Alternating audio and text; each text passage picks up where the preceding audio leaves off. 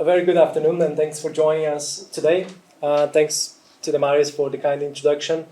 I'm Juliano Denicol, the Program Director for the new MBA Major Infrastructure Delivery. And the challenge for the next 10 minutes or so is to give you the vision and how we designed this program and the rationale. Why the Bartlett, why now, and the need, and how the market was consulted about the program.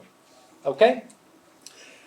First things first, a little bit about us. So UCL is currently a top 10 university, ranked 8th in the world. So this MBA is sitting within a top 10 global university. And we are also recognized as the Bartlett Faculty of the Built Environment as the leading built environment faculty in the world, as announced last week. Right? So this is where the MBA is situated within a global institution and also the leading faculty of the built environment globally. Okay? Now, what we know about major programs and major projects globally, they are not going away, quite the opposite. All predictions are from major to mega to giga globally. So we have this infrastructure provision to address and performance, of course. So where is the talent coming to deliver the next generation of projects? So that's the vision and the problem that we try to address with this particular program. Yeah? So transform the performance of major infrastructure projects happening over the next decades by developing the next leadership of global talent. Okay? Now, the challenge for us was to go beyond technical, on organizational and political topics, right? On the interdependencies between technical, organization, and political. So how do we build a program to develop new leaders in that space, recognizing all the interdependencies between technological silos? We are very much building upon the UK's ecosystem in major and mega projects, from Heathrow Terminal 5 to Crossrail, Thames Tideway Tunnel, High Speed 2, of course. But this is a global program with global case studies and to address the need of many emerging economies, urbanizations, and the programs that will be developed to provide infrastructure to those communities. A little bit about how we developed this program. There was the formation, as the Marius mentioned, of the advisory board, and you can see very strong names as a constellation, stellar panel of individuals that were keen to share and shape this program for the next generation. But beyond that, the industrial community was also consulted across many countries and continents in mega projects. So CEOs, managing directors from Australia, South America, etc., they were all consulted and interviewed on the leading question that we were trying to solve. What's missing? We know the problems. How do we move forward? How do we think outside the box to deliver something new with this MBA? It's not an MSc, it's an MBA. It's something senior.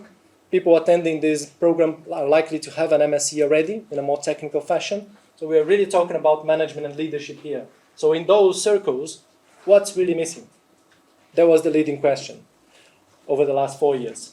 The scientific community was also consulted. So you can see here journal editors and senior associates from the main journals, main scientific journals in engineering management, project management, construction management.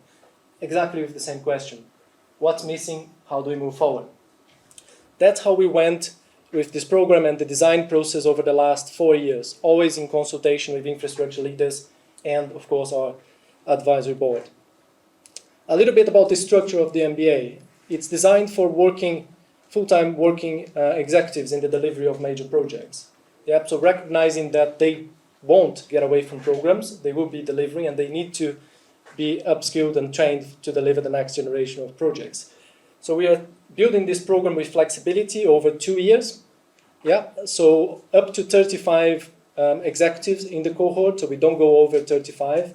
Otherwise, we lose the executive education and the peer-to-peer discussion. And we have a lot of value in the experiences that people are bringing into the room and the sharing between peers from different infrastructure sectors, different countries and geographies.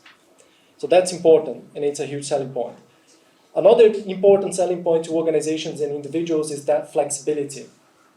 So we know it's a huge investment for organizations to be there without the superstars, the program directors, the future program directors. So we built this program in a flexible manner. Students are required to be in London for in-person modules for 5 periods of 9 days over 2 years. Okay? So each period of 9 days will happen from Saturday morning to the end of Sunday of the subsequent week. So in fact, you are 5 weeks over 2 years out of work or out of programs. and getting an MBA from a top 10 university. So that's a significant value proposition to organizations, right? And individuals, of course. So the students are required to attend 8 compulsory modules and the dissertation. The dissertation, of course, builds upon the latest scientific thinking and academic research. However, it is structured as a management consultancy project. So organizations are often setting a challenge. We have this huge problem internally. How do we organize a competition to the best people that will potentially solve this problem to the dissertation as a management project? Yeah. Classes are based very much on infrastructure case studies. So we followed the Harvard Business School methodology of case-based teaching. Essentially, different case studies with different debates and propositions on the rationale and strategies behind in infrastructure. You could expect the same debates on infrastructure leadership, on procurement, on stakeholder management. However, not generic, not in abstract terms, contextualized specialist in infrastructure. And that's of significant value and a response to market consultation as well.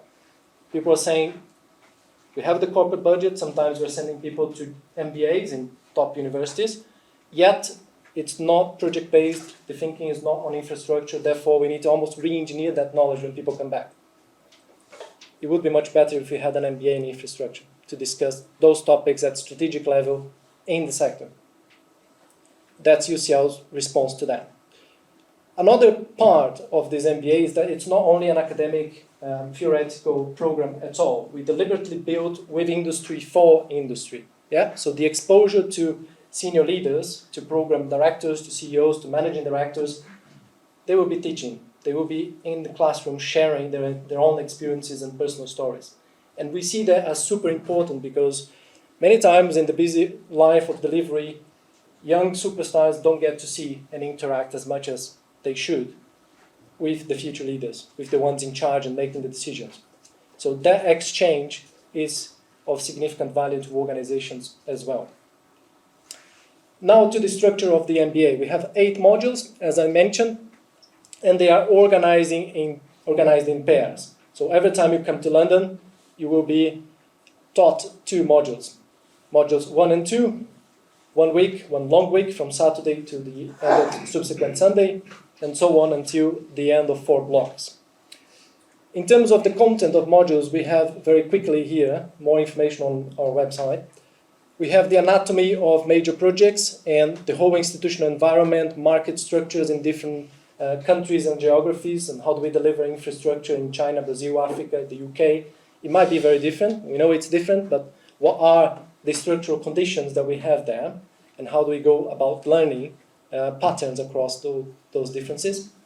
Then we move into managing economic and financial risks, and here we are talking about the financial performance of infrastructure organization across delivery phases, but also how could program directors evolve decisions on business cases that were done in development phase perhaps, and what are the levers that they can pull later on during delivery and change and adapt those business cases.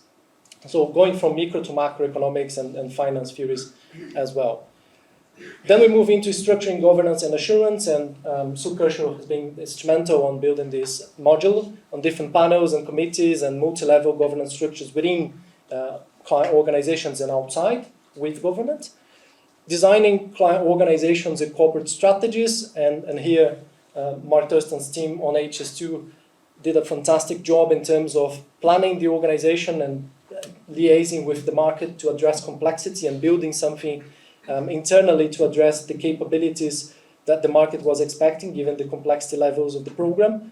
So there is a lot to be done in this module for organizational design and development from a corporate perspective, and the sponsorship needed from senior leaders to make that happen, which is quite rare. We move into procurement and supply chain. So procurement strategies, how do we decompose and then integrate later on the program as a system of systems. We are working quite closely with the OECD on that and their new tool on procurement strategy. Building, development and leading teams, and I'm sure you will hear more about leadership from our panel and speakers later on. But essentially, your impact as a leader internally, intra-organizationally, and also inter-organizationally as well with the supply chain. So the network perspective of the leader. Controlling information and systems from a corporate perspective. So how do we go about data analytics and information from our, extracting information from our information management system perspective, not from a BIM very technical perspective, but from a corporate level in terms of working with data and flows of information from the supply chain. Yeah? And lastly, but not least, managing stakeholders and creating value. Beyond the asset, how is the process of creating the benefits and demonstrating the benefit to society across different pillars of infrastructure delivery. Those are the modules that we have, and could move forward. That's the proposition in terms of modules over time. So students, year 1, 23, in October they come here to modules 1 and 2.